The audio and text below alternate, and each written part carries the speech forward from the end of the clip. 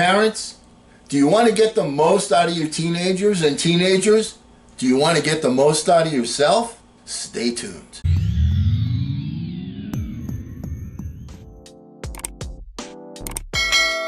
Hello again, everyone. I'm Eli's dad with Project Eli, where we educate, we lead, and we inspire.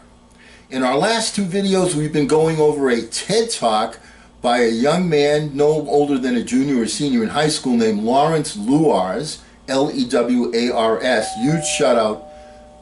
Bright future for this young man, no question about that. And we've been talking about the questions, the way teenagers feel. One of the things that are preventing them from becoming the successes that they desire and they deserve to be. Just as adults, same questions. So let's continue onward, and I'm going to be quoting Lawrence's TED Talk, adding a few words of my own, and let's see if we can't get this thing straight. Fair enough? Okay. Here's Lawrence. There were one more set of questions. Do your parents know what your dream is? 56% of a survey that I gave, an anonymous survey, people check yes. Meaning 44% of parents do not know what their child's dream was. Now, of that 44%, 24 of the 44 said no, because my parents have never asked me. They've never shown an interest in my dreams. And the remaining 20 of the 44 or so said no, because even though my parents have shown an interest, I don't feel comfortable talking about it. Now, the author, Lawrence, says, I found this to be most alarming. Lawrence's next question. In a world with 7 billion people, do you believe that you are significant? 43% felt no. My life holds no significance. Of course, the definition of significance varies greatly depending upon the who, the where, the why. One person might say being significant is having the whole world know my name. See Kardashians.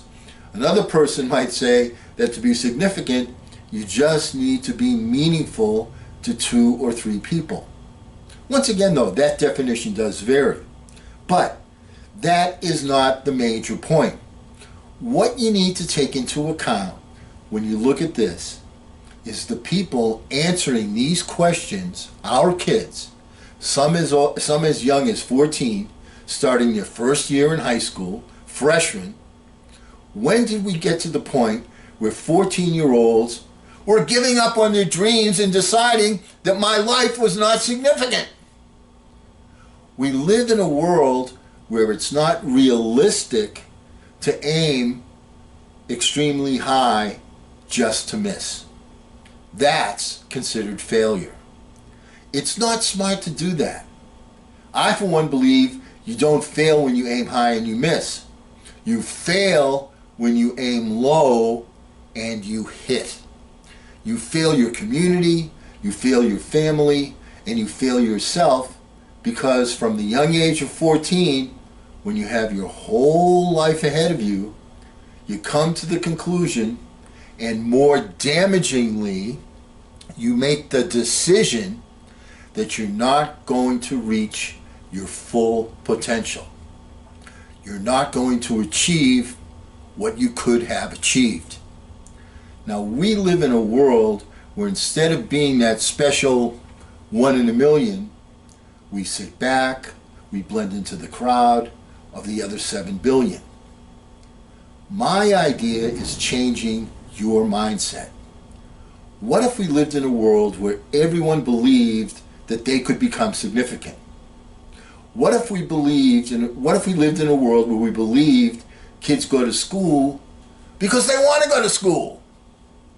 I, for one, want to live in a world where if you ask my child, what's the difference between your dreams and your goals, he says, nothing. You say, why? Because I'm young, I'm ambitious, and I have my whole life ahead of me to achieve what I wish to achieve.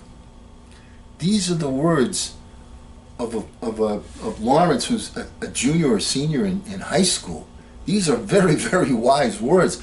In fact, these words define the purpose of Project Eli, define the purpose of this channel.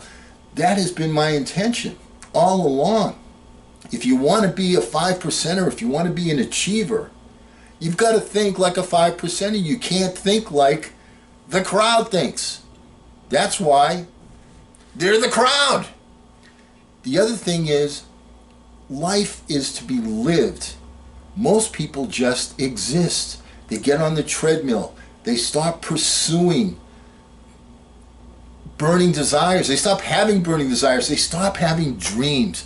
Dreams are necessary to live a fulfilled life. And you should be living them all the way to the end of your life. I mean, I'm an old guy right now, Eli, but I still have dreams. My dreams involve you. My dreams involve me. I have several dreams, but I have burning desires, and you are the top of my list as far as burning desires.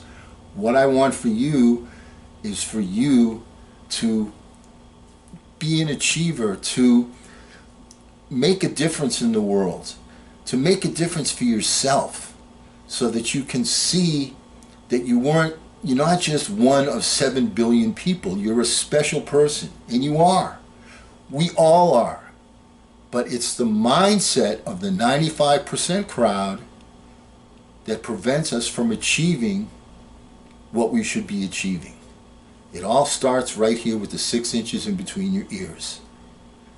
And that's the purpose of this channel, is to get your mindset right and to give you different blueprints on how to achieve those individual goals, to teach you the laws of the universe so that you can use them, embrace them, and make them work for you. They're going to work anyway. See, that's the point. If you think you can only do this, that's all you're going to be able to do. But if you have bigger dreams, bigger goals, bigger ambitions, and you have the wherewithal and the persistence and the belief that you can achieve them, and you can embrace a partnership with the universal mind by having that burning desire and sending that vibe out there. That's what I want to do. That's what I want to achieve. And recognize that little failures aren't failures. What they are feedback. Just telling you, hey, you're on the right track, but not with this case. You've got to try something different. Try it from a different angle, a different perspective, a different paradigm. That's the way the 5%ers think. And boy, this gentleman, Lawrence Luars, has got a great future in front of him.